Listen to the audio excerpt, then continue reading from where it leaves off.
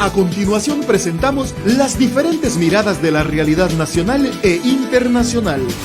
Las voces y opiniones desde una mirada amplia. En un contexto que necesita ser analizado a profundidad e ir directo al grano. Periodismo profundo y directo. Una producción de la Asociación de Medios Católicos de Honduras, AMECA. Directo al grano. Comenzamos. Los temas de interés nacional son analizados a profundidad aquí en Directo al Grano, a través de nuestro análisis de la semana. Saludos amigos y amigas oyentes, es un placer saludarles en esta entrevista de análisis de la realidad de su programa Directo al Grano. Estamos por la Asociación de Medios Católicos de Honduras, AMECA. En medio de la polémica y también la incertidumbre, Honduras dio el banderillazo inicial para el proceso electoral del próximo año, convocando a elecciones para el 14 de marzo del 2021, elecciones internas o primarias. ¿Cuál es el panorama que pinta este ambiente? ¿En qué condiciones se van a celebrar estas elecciones? ¿Están en riesgo? ¿Qué escenarios se pueden vaticinar? Les saluda José Peraza y les damos la bienvenida a esta entrevista de análisis de la realidad. Hoy me acompaña el reconocido analista hondureño, licenciado Efraín Díaz Arribillaga, ex embajador de Honduras en Alemania, también fue diputado en el Congreso Nacional. Agradecemos, nos regala este tiempo, licenciado. Bienvenido, gracias por acompañarnos. Bueno, gracias a usted, a Radio Progreso y a su programa Directo al Grano por invitarme. Siempre es un honor estar en este querido medio de Radio Progreso. ¿Fue legal o no la convocatoria? Miren, eso hay un juego que es difícil de saber si es legal o no es legal. Lo que sí es claro es que no es un buen mensaje. Que lo que proyecta ahí de unas elecciones, aunque son para elecciones internas y primarias de los partidos políticos, pero el hecho de hacerse con las mismas reglas del juego que se tuvieron efecto para las elecciones del 2013 y el 2017, ambas cuestionadas con una serie de irregularidades, especialmente no solamente en las elecciones internas y en las elecciones generales.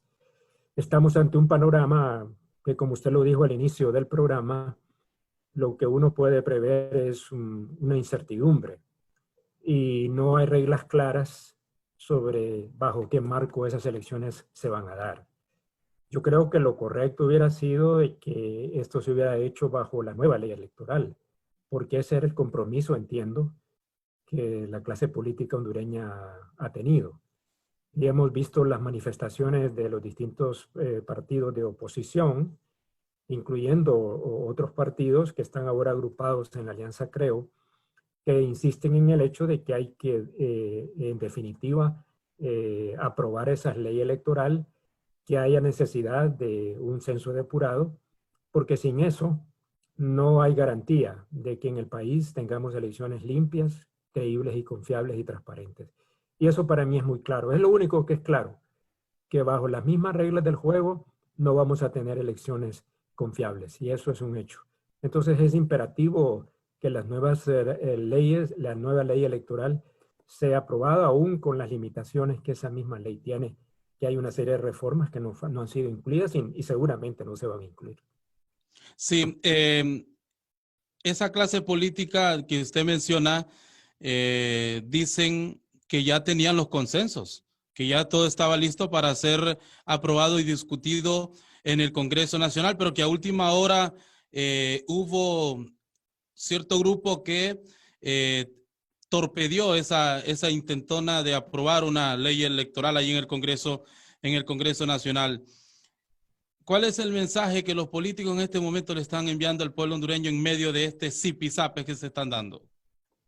Bueno, mire, después de la crisis política del 2017, usted recuerda, y los escucha de Radio Progreso lo recuerdan, se intentó la realización de un diálogo político como una salida a la crisis. Y uno de los temas de la agenda de ese diálogo del 2018 eran precisamente las reformas a la ley electoral de tal manera que unas nuevas reglas del juego fueran aprobadas por acuerdo de los políticos. Sin embargo, los partidos políticos se dedicaron a boicotear ese diálogo y nunca se llegó a nada. Los acuerdos que se lograron, que apenas se lograron, ni siquiera fueron tomados en cuenta. Entonces el problema es que esta clase política, y especialmente pienso desde el partido de gobierno, ha ido de mentira en mentira. Han estado ganando tiempo desde ese diálogo político, ganando tiempo para llegar a este punto, en el cual nos quieren, como dicen, dar a tol con el dedo. Nos han estado engañando durante todo este tiempo, diciendo que sí, pero que no. Que sí, pero que no. Es un juego que va a su favor, ¿verdad? Porque han obstruido, por ejemplo, la posibilidad de la segunda vuelta, la ciudadanización de las mesas electorales. Entonces, hay toda una serie de elementos que uno ve como que no hay un interés verdadero de poder llegar a un acuerdo que realmente logre reformas que cambien las reglas del juego electoral en Honduras. Y eso es lo que no quieren. Y aún con la constitución de estos organismos electorales que yo siempre señalé, que el hecho de que los partidos políticos controlen esos organismos es lo mismo del pasado con otro nombre. Eso lo hemos vivido desde la transición de la democracia de Honduras desde 1980 para acá. Entonces, ¿qué novedoso es eso? De que ahora son 3 partidos los que están en el Tribunal Superior o en el Tribunal de Justicia Electoral, pero esencialmente está en manos de los partidos políticos. Entonces, lo que tenemos en Honduras es una partidocracia, José. No realmente un sistema democrático, participativo, que realmente refleje y respete la voluntad del pueblo hondureño. Y eso es lo que hace falta. Pero bueno, yo digo que todavía hay espacio para que la clase política finalmente actúe con madurez y seriedad, anteponiendo sus intereses personales a los intereses de la nación. No creo que sea mucho pedir eso, pero eso es lo que hemos visto, pues. Esa ha sido la trayectoria de la historia de Honduras, ¿verdad? Lo que siempre priman son los intereses de grupo y la manipulación de los procesos electorales, que al final los que cuentan los votos son los que eligen, no los que votan. Lo que usted no quiere decir es que lo que hubo prácticamente solamente fue un cambio de nombre, de pasar de un Tribunal Supremo Electoral a un Consejo Nacional Electoral. Sí, yo sé, la esencia es la misma. Los nombres pueden ser distintos, pero la esencia es la misma. Lo que la ciudadanía había querido era que los magistrados fueran independientes de los partidos políticos. Ese era un cambio fundamental. Pero eso es lo que hemos vivido en los últimos 40 años. O sea, no ha sido diferente. Igual que el Registro Nacional de las Personas, lo mismo. Cuando el Registro Nacional de las Personas debe ser un organismo profesional, independiente del manejo de los partidos políticos. ¿Por qué? Porque el Registro Nacional de las Personas no es para los temas electorales, sino que es para la identidad de los hondureños. O sea, que es un organismo de seguridad para garantizar que la tarjeta de identidad refleje la identidad de los hondureños. Y el censo electoral es una consecuencia del registro civil. Pero eso nunca lo han entendido o nunca lo han querido entender los que han manejado la política en el país, ¿no? Entonces, esa es un poco la realidad y creo que hay que hablar con la verdad. Y si seguimos en esto, vamos a tener elecciones el próximo año que pueden generar otra crisis de las mismas proporciones o más que lo que sucedió en el 2017 y las de 2013, ¿verdad? Puede que asistamos a otro fraude electoral también. Y sin segunda vuelta, va a ser muy difícil entonces que las cosas cambien en el país. Y ese para mí es una realidad. Yo lo veo eso escrito y lo veo como un panorama muy probable que eso se dé igual. O sea, que vayamos a unas elecciones con las mismas reglas. El otro escenario es que cambien las cosas. Bueno, ese sería el ideal. Pero eso requiere voluntad política y capacidad de acuerdos, que es lo que no hemos visto hasta ahora. O por lo menos los acuerdos están debajo de la mesa, que uno no sabe cuáles son, y los que aparecen en la superficie son otros. Y esa es la doble conducta y la doble manera de hacer política, digamos, en el país que tanto daño nos ha hecho en Honduras. y pienso que ahora que estamos en medio de una pandemia, lo que menos podemos esperar tener es un ambiente político crispado, que no garantice realmente un ambiente de normalidad, de estabilidad y de confianza para el cambio de autoridades en el país. ¿Ha sido ingenua la oposición política en el país? Mire, yo no sé si es ingenuidad o no. Yo he dicho de que capacidad hay, inteligencia hay, liderazgos hay, pero ha habido una gran incapacidad de ponerse de acuerdo sobre una agenda mínima que pudiera unificar la oposición, independiente de las personalidades, sino que una agenda común que agrupe a todo el sector de oposición. En el Congreso Nacional me parece que debería forjarse esa unidad, pero también ya en el plano de una alianza electoral amplia que pueda hacerla una opción diferente para el pueblo hondureño, que no debería incluir solo a los partidos políticos, sino que también a los diferentes movimientos ciudadanos y sociales que se han venido organizando en el país. Esa es mi visión, ¿verdad?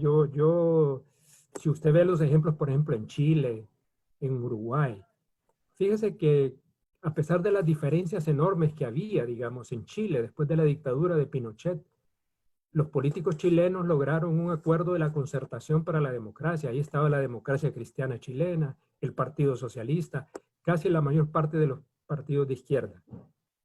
Y lograron conformar una concertación a pesar de las heridas y las diferencias.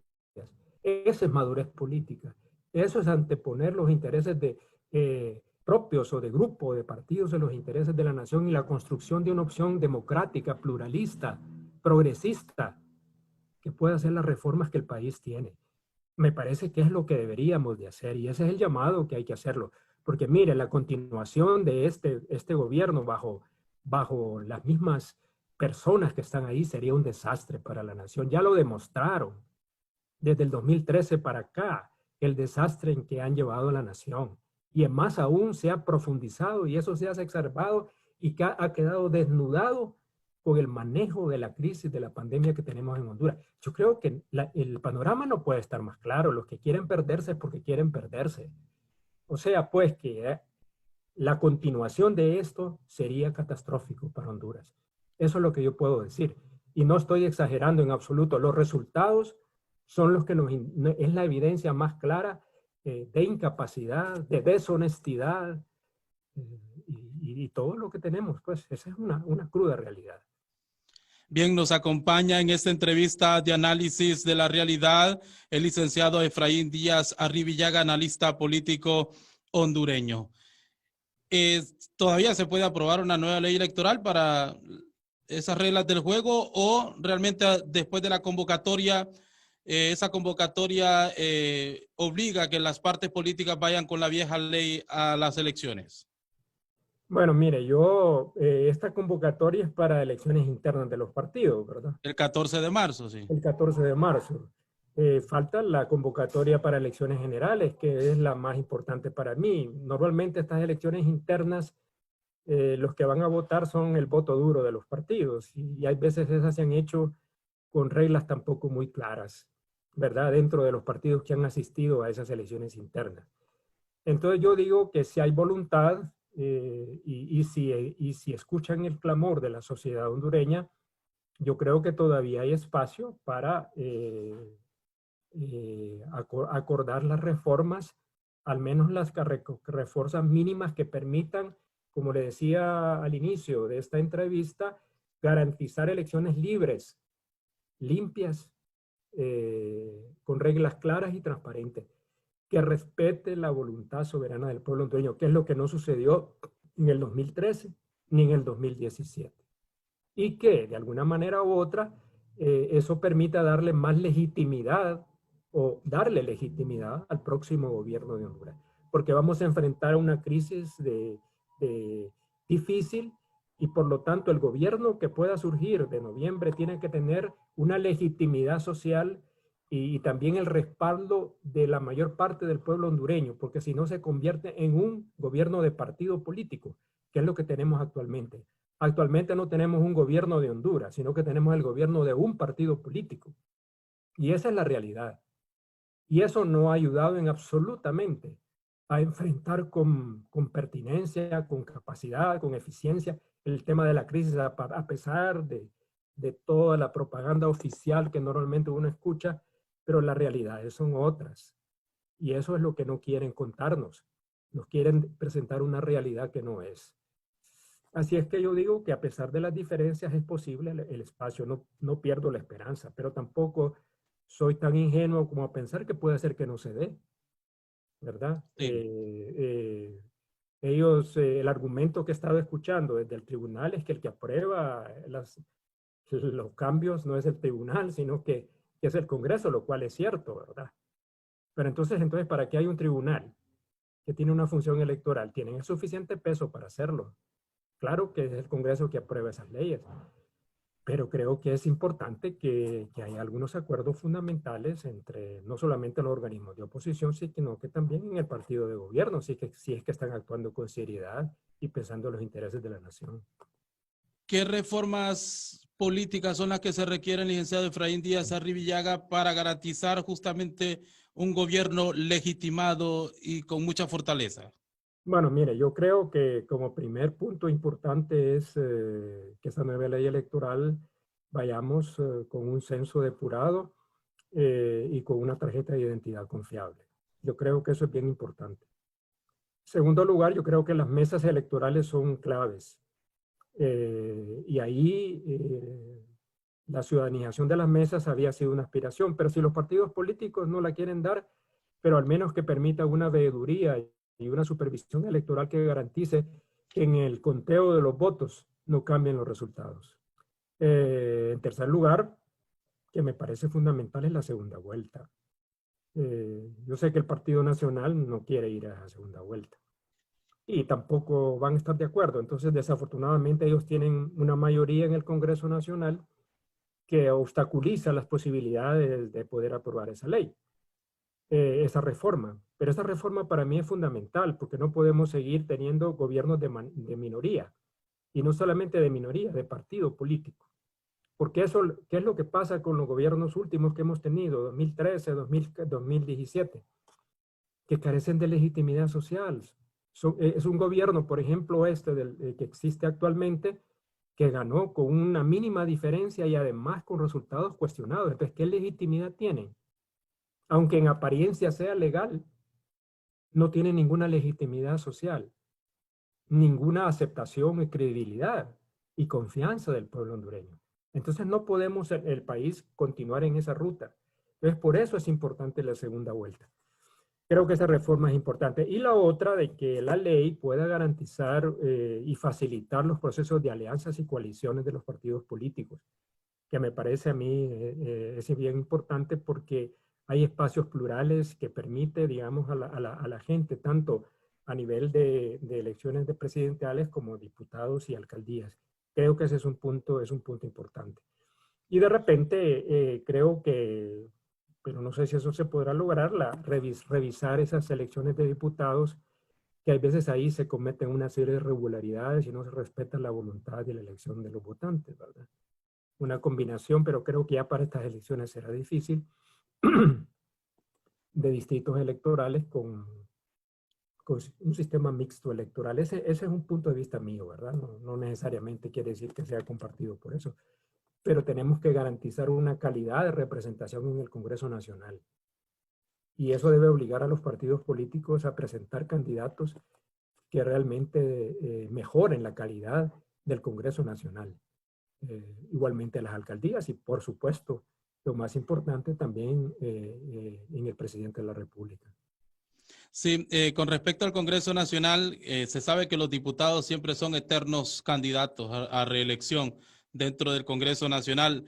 En este momento no tengo el dato exacto de cuántos son los diputados actuales que van a ir a buscar su reelección, primero con las internas y luego en las generales. Pero sí hay un alineamiento a los movimientos internos en cada uno de los partidos. ¿Esto va a repercutir en el nivel de las fuerzas políticas actuales en el Congreso Nacional? Es decir, el Partido Nacional, por ejemplo, ha gobernado con la mayoría simple que ha logrado completar con el complemento de otros diputados de otros partidos. ¿Eso va a cambiar en este escenario político o cree que se va a mantener o cree que se pueda fortalecer? Bueno, ahí, por eso le digo, mire, la integración de las planillas a diputados y todo eso va a surgir de las elecciones internas, que para mí no va a ser un proceso abierto. Si van a ir con la vieja ley electoral, los que dominan esos partidos van a establecer las reglas del juego. Y es muy probable que algunas de las mismas caras que están ahora van a estar ahí en las planillas para las elecciones generales. O sea, eso no es algo que sea tan difícil llegar a una conclusión. Pero yo digo que es el pueblo hondureño el que tiene la decisión, José. Si hay ese Congreso es porque los hondureños votaron por ellos. No solo es responsabilidad de los políticos, es responsabilidad de los ciudadanos, de nosotros mismos que votamos. Y entonces somos nosotros los que tenemos que decidir quién debe ir y quién no debe ir. Y eso es importante y que la gente tiene que votar por otras opciones, independientemente de cuáles sean nuestras apreciaciones sobre lo que hay. Pero yo creo que no podemos seguir con esto. Ya tenemos casi 12 años de gobiernos del Partido Nacional, desde el 2010 para acá. Y lo que tenemos como resultado para la nación no es lo mejor. Y eso es evidencia. Estamos siendo objetivos. Y no es criticar por criticar, no. Los hechos demuestran claridad sobre esos resultados. Y la pandemia es que desnudó toda esa realidad. No tuvimos que hacer nosotros, sino que la pandemia, para ver la incapacidad, la falta de planificación, la improvisación, la deshonestidad, la corrupción, bueno, todo esto, ¿no?, que tenemos actualmente. Entonces, al final, el voto es un poder que tiene la ciudadanía para cambiar las cosas.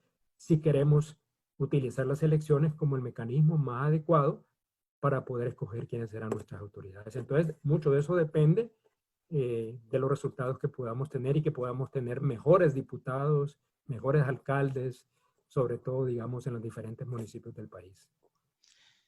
En medio de esta fuerte dosis de incertidumbre que reina en el ambiente, le consulto al licenciado Efraín Díaz Arribillaga, ¿habrá o no elecciones?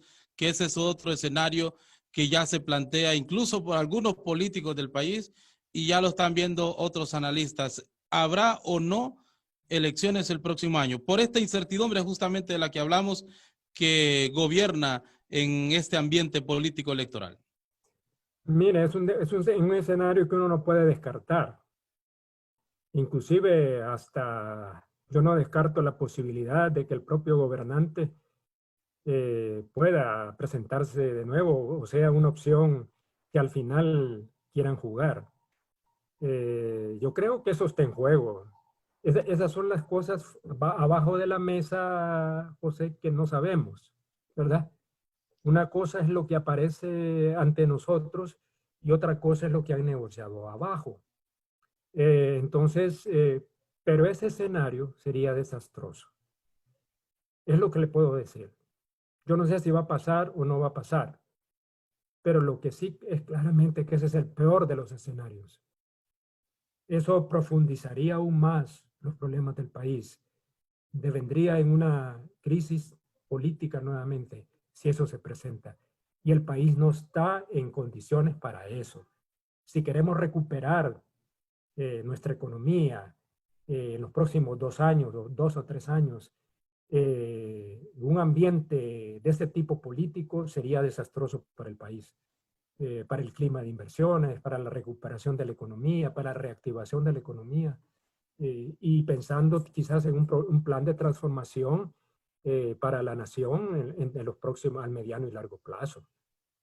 Yo creo que eso requeriría, digamos, otro escenario totalmente diferente que solo puede ser posible cuando tengamos unas reglas del juego en el cual todos los actores políticos y sociales del país están de acuerdo y que podemos ir a un proceso electoral confiable, creíble, transparente. que es lo que yo creo que la nación necesita en este momento. Hay dos elementos que están fuera del país, que tiene que ver, número uno, con la condena de Tony Hernández en los Estados Unidos y los vínculos, o cómo se vincula también el partido de gobierno y su propio hermano, el ciudadano presidente Juan Orlando Hernández, cuya pena todavía se ha venido posponiendo, incluso conocer esa resolución. Y lo otro es el tema de las elecciones en Estados Unidos, con un Donald Trump que va compitiendo por la reelección frente a un demócrata como Joe Biden. Esos resultados que están fuera de nuestras manos como país, ¿de qué manera podrían influir en el panorama electoral político hondureño? Mire, primero es obvio y claro de que hay vinculaciones, ¿verdad? Y eso lo sabemos ya todos los hondureños por lo que hemos visto del juicio y otros juicios y otras declaraciones. O sea que esas vinculaciones no se pueden negar y ese es parte del problema. O sea, ese es parte de los problemas realmente que no pueden seguir en el país de estas vinculaciones. Y el segundo, que tiene que ver con las elecciones en Estados Unidos, definitivamente sí, son bien trascendentales en cuanto al resultado electoral. Yo creo que si lograra ganar Joe Biden, candidato del Partido Demócrata, y también hay un cambio dentro del Congreso norteamericano, especialmente en el Senado, aun cuando no ganara Biden, pero los demócratas pudieran controlar el Senado, eso podría ser una gran diferencia, digamos, en lo que pasa, digamos, no solamente en América Latina, sino en el mundo. Pero igual, las diferencias, digamos, hasta ahora en Estados Unidos son diferencias en los estados claves. Aparece Biden superando a Donald Trump, pero la diferencia entre uno y otro no es así tan grande, ¿verdad? Pueden andar entre 4 a 7 puntos de diferencia entre uno y otro, así es que todavía sigue siendo una incógnita. Y es el panorama mismo que se vivió cuando Hillary Clinton era la candidata presidencial. Exactamente, eso, ¿verdad? Claro, el resultado de esa administración Trump no ha sido el mejor para los Estados Unidos, ni para el mundo. Entonces ahora hay otros factores que están de por medio, inclusive los efectos de la crisis, de la pandemia, de la manera como lo ha manejado el presidente Trump. Entonces el resultado en Estados Unidos va a tener un efecto, si es eso. Si no hay un cambio, pues la agitación podría ser más complicada, pero hay que esperar a ver también los resultados de las elecciones a la Cámara de Representantes y del Senado, que es muy importante en los Estados Unidos. Entonces, ojalá que haya un cambio, ¿no? E igualmente, fíjese que la recuperación de la economía de Estados Unidos también es un factor importante externo para la recuperación de nuestra economía, ¿no? Porque es nuestro principal socio comercial en el exterior. Entonces, también ese es otro elemento que no podemos negar. Pero sería un elemento favorable, una victoria de Biden, porque pudieran haber algunos cambios, no digamos dramáticos, pero sí al menos una nueva tónica, una nueva actitud, una nueva visión, digamos, ante un país que ha estado maltrecho, dividido y crispado, como quizás no se había visto en los Estados Unidos desde la guerra de Vietnam. Entonces eso para mí es un punto clave también para todo el mundo, digamos, porque tienen una influencia a nivel mundial. Para cerrar esta entrevista, licenciado Efraín Díaz Arribillaga, y no quedarnos con este mal sabor a boca que todo está mal en el país, que es la gran realidad que enfrentamos. Hablemos de esperanza. ¿Por dónde ve usted las soluciones a todo lo que estamos viviendo? ¿En quién confía usted? ¿Dónde pone usted sus esperanzas? Mire, yo, como cristiano que soy, no pierdo la esperanza. Yo digo que no hay que perder la esperanza en el país de la desesperanza. Yo creo que hay sectores ciudadanos, movimientos sociales, aún mismo, digamos, en el propio sector privado, que avisoran de que hay posibilidades de cambio. Pero no podrá ser posible eso, José, y quienes me escuchan y me ven, si no hay una reagrupación de todas estas fuerzas para presentar, digamos, una opción y un proceso de cambio para el país. Yo por eso he sostenido que es necesario un nuevo pacto social para Honduras. Un nuevo pacto social que establezca la agenda mínima de reformas económicas, sociales y políticas que el país requiere. Y también en el sector ambiental del país, porque eso no lo podemos dejar por fuera. Entonces, para mí es cómo todos estos sectores pueden ir conformando una gran plataforma ciudadana para el cambio que Honduras necesita. Yo creo que el país tiene posibilidades, pero esas posibilidades no pueden ser dadas si no cambiamos de liderazgo, no cambiamos de rumbo. Y nos debemos hacia una opción de reforma y progresista, que yo he utilizado una frase y se la digo de nuevo aquí: si no hay ruptura con el pasado, no puede haber cambio y transformación en el país. Y hacia eso debemos luchar los diferentes sectores que estamos acá. Sabemos que hay desconfianza, que no hay mucha credibilidad, hay permanente descalificación, pero creo que hay sectores, incluyendo la Iglesia, en este caso la Iglesia Católica, y sectores también de las iglesias protestantes, que también tienen credibilidad y confianza en los hondureños. Y lo que hay que crear de nuevo es confianza en todos y confianza en el país de que es posible un futuro diferente para Honduras. O sea, yo digo una nueva primavera, ¿no?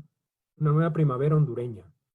Pero para eso tenemos que romper totalmente con este pasado nefasto que nos ha estado gobernando. Si no logramos eso, el camino será tortuoso para nuestra nación. Ese escenario, José, yo no lo quisiera para Honduras.